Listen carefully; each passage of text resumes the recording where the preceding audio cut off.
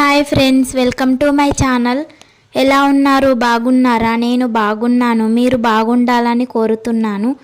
బగారా అన్నం ఇలా చేసుకుంటే పిల్లలు ఎంతో ఇష్టంగా తింటారు. కావలసినవి ఆలు, ఆనియన్స్, పచ్చిమిర్చి ఒకటి, బాస్మతి బియ్యం.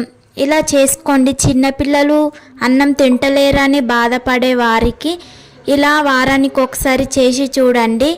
ట్రై చేయండి, పిల్లలు ఎంతో ఇష్టంగా తింటారు.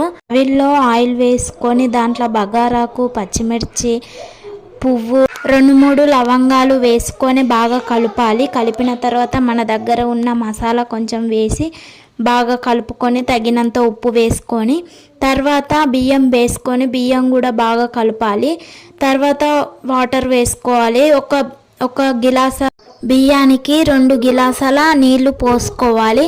అలా పోసుకున్న తర్వాత బాగా కలిపి మూత గట్టిగా పెట్టేయాలి. ఆవిరి వెళ్ళకుండా మీదికేని ప్లేట్ కలుపుకొని మంచిగా ఉడకనివ్వాలి. ఉడికిన తర్వాత ప్లేట్లోకి తీసుకొని పిల్లలకు తినబెట్టాలి. ఫ్రెండ్స్, ఇట్లా చేసుకుంటే పిల్లలు తినని వారు కూడా తింటారు. వీడియో నచ్చితే సబ్స్క్రైబ్ అండ్ షేర్ చేయండి నా ఛానల్ని.